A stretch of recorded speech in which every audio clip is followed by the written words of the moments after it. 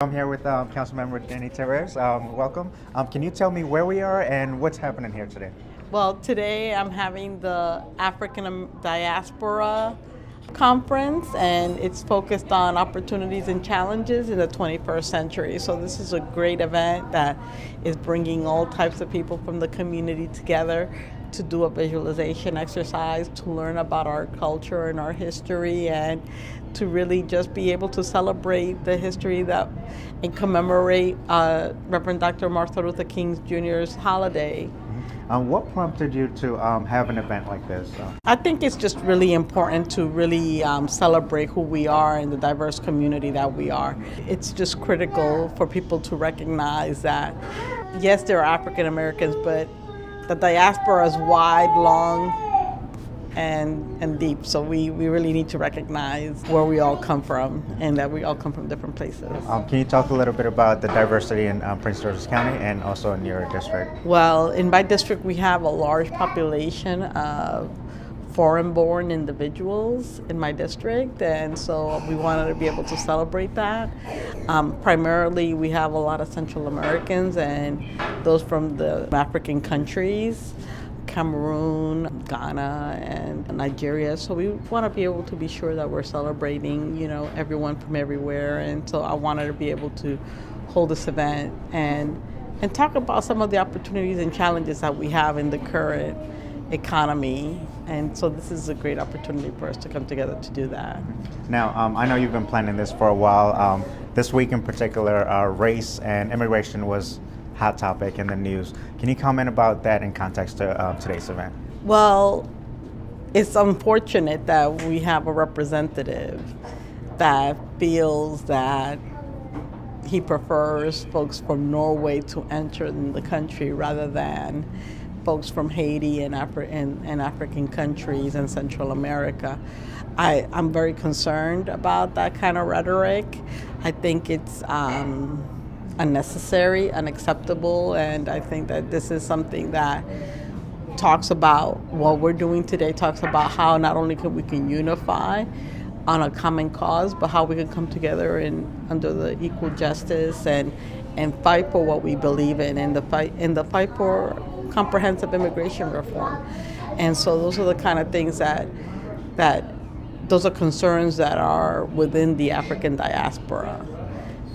So that we need to tackle. So calling people representatives and letting them know that this matters and that this is something that needs to happen. One thing in the African diaspora is a lot of times there's an issue of people getting together and working together. Can you comment on the importance of that here in the community? What I'm so proud about is the fact that not only did we bring people from African American backgrounds to come and attend this, but we also brought a lot of Latinos to talk about the shared experiences. So it's that we are fighting the same struggle, and to learn from each other's experiences is really critical. And I think that this is something that I'm very humbled to see in the turnout of the audience. And as we're celebrating Martin Luther King weekend here, if Martin Luther King was here, what would he say? The struggle continues. That's what I would think. I would think that, especially in light of, we would love to think that we're in a post-racial, enclave now, post-Barack Obama. But what's happened is this far-flung extreme. It's very scary, frankly, for a lot of people to engage in that kind of rhetoric. And so we want to make sure that we stand true to our values, true to our truths, and true to what this Constitution believes in, and the fact that everybody is equal under the law. All right, thank you so much.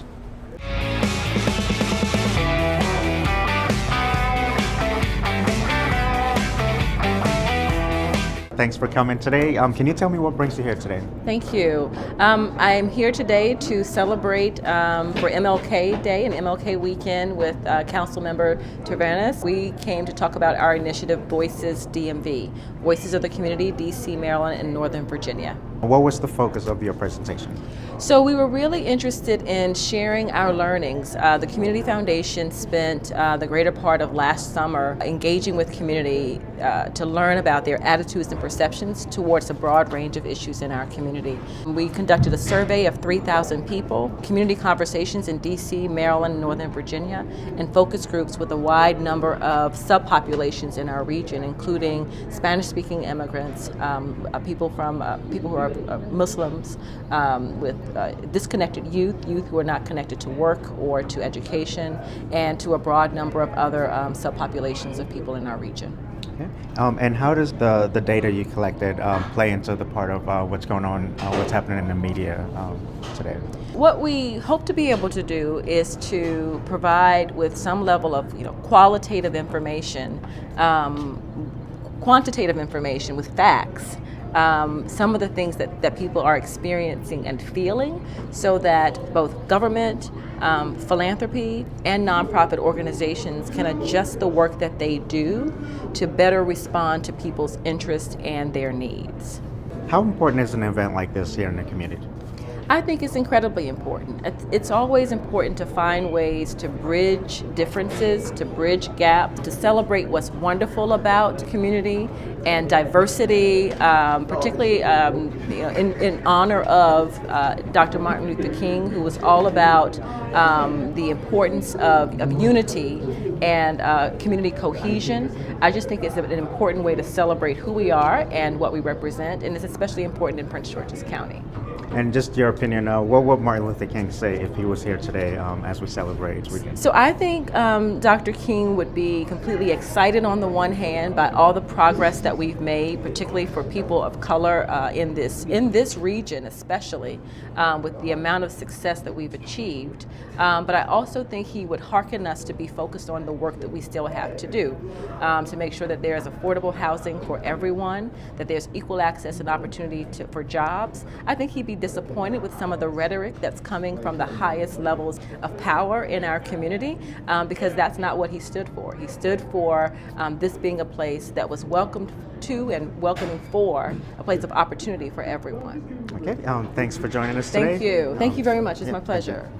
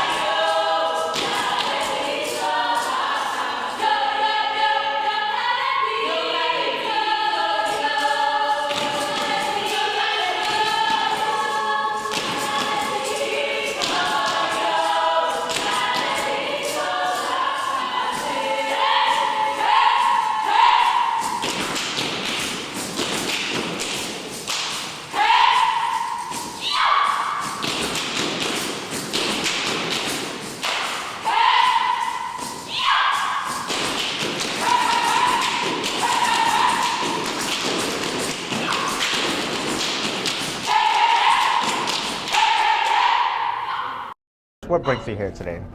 We were invited to come talk about the Voices DMV project that we did in partnership with the Community Foundation over this past year. And the purpose of Voices is to give people some data and information about how people feel about living in the Washington region. And what was the focus of your presentation today? So today I presented a lot of results from our survey that we did of 3,000 people in the region and some of the focus groups we did with folks to talk about some of the specific things that people like about our region and some of the concerns and challenges they have.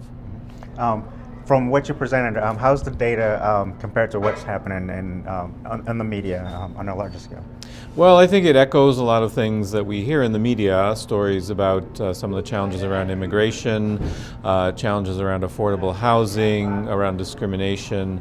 Those were all things that came out in our data as well. For me, one of the striking things was the findings about discrimination, that 29% of people felt that they had experienced some kind of discrimination in the past. And also the findings about displacement, that lots of people know someone who had to leave the place where they were living for some reason other than their own choice, and most often that was because they couldn't afford to stay there. How important is it to have an event like this here in the community? Well, I think it's very important. First of all, I understand the council member organized this event so she can connect better with her constituents, and I think that's obviously very important. But to have an opportunity for us to come and meet with people and share this data with them directly, it's great for us to be able to do that. And as we celebrate Martin Luther King weekend, if Martin Luther King was here this weekend, what message will he share with us? I'm sure he would be pleased with some of what's been accomplished, but probably also very concerned, particularly today, with some of the dialogue that's going on in our community. I think he was a strong believer in we need to come together as a nation and as communities, and unfortunately there are some voices that are trying to drive us apart. So I think this is an important weekend to remember his message of solidarity and being united.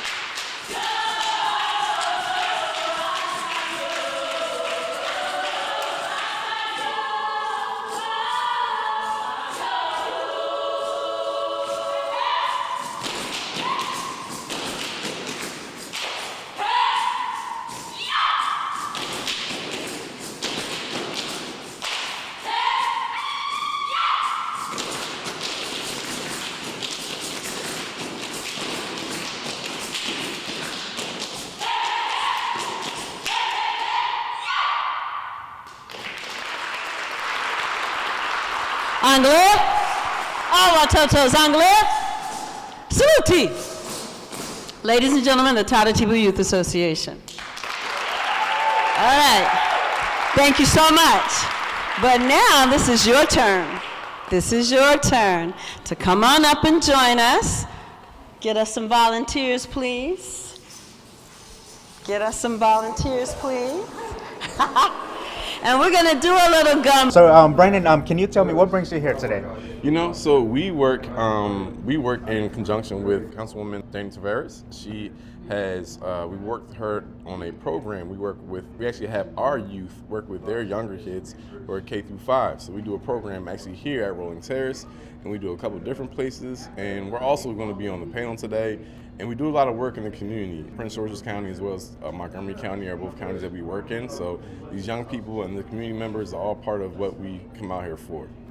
Now, I saw you on the dance floor, trying to learn the dance moves. Can you talk a little bit about what you learned and how important it is to learn other cultures? You know, it's great. And that dance, to be quite honest, the gumbo, that was great for me. I like to say I had allergies a couple times when they were dancing out there and the stuff running from my eye.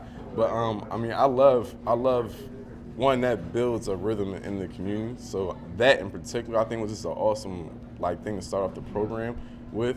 But in general, for all us to know and be culturally diverse, we have to know what's going on with that because everyone comes from different places. So depending on where you're from, you have different customs. So the more you can know about somebody, the better it can be. And you kind of cover this, but how important is events like this in the community? It's really important. We actually had a discussion about the background of this meeting before it started, and we spoke about how we just need people in the community to come together for different reasons. And it doesn't always have to be something boring. It could be something fun. It could be something where people can just have a chance to see someone else that you know, and now you can put a face and really have a conversation with them, and that can really kind of mend those bonds that we need to have mended in our community. With latest media trends, how is all the information being put out there affecting the youth, and how's the youth dealing with it? You know, it's probably a couple different ways. To be quite honest, a lot of the young people that I work with, they don't necessarily watch TV. They still find out all the things they hear, especially that you hear from our president. They still hear that things on Instagram, but it's coming in bits. I mean, I think it makes them kind of upset, but I also think it kind of pushes them away from wanting to be a part of that type of cycle. You know, some of those messages seem to be very divisive, and I think that puts people away at some point. Yeah, and what are some of the things where the youth can, engage in the community without, feeling like, they're, on their own or they're separate than everything else that's happening in the community? Yeah. I mean, one of the programs like ours, of course, our best thing is right now, and the program that I had two of the young people I work with here to do today is our peer mentorship program. So this is a program where we had young people who started in our program as young people, as 12-year-olds, and now they're 18, 19, 20 years old, and they're conducting their own programs. So what it is it's a safe space, and it's a space that they kind of have control over. So they like to come out there, they like to be there to talk to each other, spread the different ideals, and have a chance to really have that context and that conversation without being judged by anybody else. And as this weekend is Martin Luther King weekend, what would Martin Luther King say if he was here in the community? You know, Martin Luther King, and I've studied a lot Martin Luther King. I think his life was, and his main message was, everything you do should have a purpose. So it's for us to be very thoughtful about what we're doing this year, what we're doing in our lives, and not just attaching to, making money, but having a larger overall purpose in our life and direction. So I think he would say take this time to really, focus on others and not just focus on yourself, focus on building and being supportive of people around you. All right, thanks for joining us today. No problem. Right, Thank nice you. to meet you, man. Appreciate it. Yeah, nice to meet you. But what I primarily want to address is how do we create more job parity, health equity, and education equality? How do we create more job parity, health equity, and education inequality? From MLK's perspective, it's relatively simple. He was in favor of universal health care, a guaranteed income, and equity for all. And as it relates to thinking about income, he actually wrote a letter to his wife, Coretta Scott King, and he said, I imagine you already know that I am much more socialistic in my economic theory than capitalistic. And yet, I am not so opposed to capitalism that I fail to see its relative merits. It started out with the noble and high motive to block the trade monopolies of nobles. But like most human systems, it failed. It fails victims to the very thing it was revolting against. So today, capitalism has outlived its usefulness. It has brought about a system that takes necessities from the masses to give luxuries to the classes. I think when we hear that quote, I think that resonates even today in terms of thinking about the Occupy movement that was happening over the past decade to even now, the way we think about 99% versus the 1%. I'm here with Ray. How are you doing today? I'm good. How are you? Good. What brings you here today? So I came out to support the community. I was asked to give the keynote about Martin Luther King Jr. and social activism, and I feel like that's an important topic. I also do research broadly on racial inequality and felt that I would have something to contribute to the conversation. How has social activism changed with the digital technology going on? You know, with the advent of social media, it's really blown up in terms of people's ability to mobilize extremely quickly. So at the University of Maryland, we did a study where we examined a year in the life of Ferguson, and we examined about 32 million tweets. So every tweet mentioned, they used the word Ferguson, we analyzed it. And what we found is that people could mobilize and come together really quickly. The other thing they could do, they could also create very specific narratives quickly to rally a base of people. And then what that meant with mobilization is that they could have marches like what we saw, say, in November of 2014 after Michael Brown was killed, and you can have 50 to 100 marches around the country and people come together in one way. I think we also saw that with the Women's March. So in many regards, I think social media has sped up our ability to mobilize. It's also sped up the ability for researchers to actually be able to examine social movements in real time, which is something that rarely can we do. Typically, we examine these things long after they've occurred, but we can examine them right in the moment. But with that, social media also creates echo chambers, which means that take Facebook's algorithm, for example. We're not seeing all of our Facebook friends. We're only seeing a portion of them. So we end up getting put in these different buckets, and then that prevents us from getting information across the board. And so these algorithms are simply feeding us what they think that we want to hear, not necessarily giving us a good representation of what everyone thinks. What was your message to the audience today? Yeah, so my message today was really talking about social activism and MLK. And what I aimed to do was to highlight quotations that really resonate with what's happening today in 2018.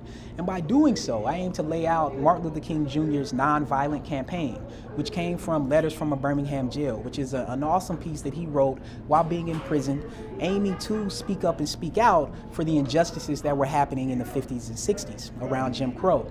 And so from that, I aim to highlight that what Martin Luther King Jr. wanted us to do is to engage in racial uplift activism, to engage in not just community service or philanthropy, but also to engage in public policy, to engage in outreach, to actually connect with our policymakers in ways that the councilwoman is bringing people together today, to have conversations with people who are making decisions at the top in ways that we previously couldn't. How important is an event like this here in the community? I think events like this are extremely powerful, because it's one thing for people to be making decisions about what's going on, even if they're in the best interest of the community. It's another thing for the community to actually see and realize that people are invested in what they're doing. So when you bring together a diverse group of people, particularly for a holiday like this, it shows unity, it shows vision, it shows progressiveness, and it shows that people can actually come together to help make decisions that are important for people moving forward. From a national scale, what's going on nationally compared to what's happening here in the DC metro area? So, I really think that the DMV, in many regards, is a microcosm for what's happening across the country. I think this area is so diverse that anything that could potentially be happening around the United States is also happening here. Whether that be centered around education inequality, health disparities, housing issues, it's happening in these particular communities. I think part of that diversity gives this area a leg up to become an example and an exemplar for what's happening around the country, to say these are the changes that can be implemented here, and these changes can actually be implemented around the United States to help people to live a more equitable life. And how can people get involved here in the community? I think there are many ways to get involved. I mean, people can come to events like this. I mean, we are in a community center.